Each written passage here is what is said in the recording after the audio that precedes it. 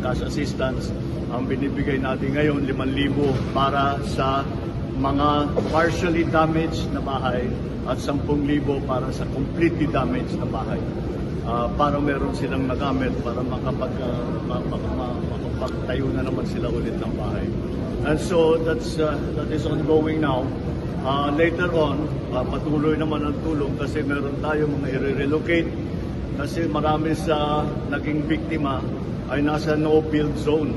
Nakapagpatayo sila ng bahay doon sa no-build zone. Kaya't kailangan silang i-relocate. So, yun din, isa pa yun, ginagawa namin.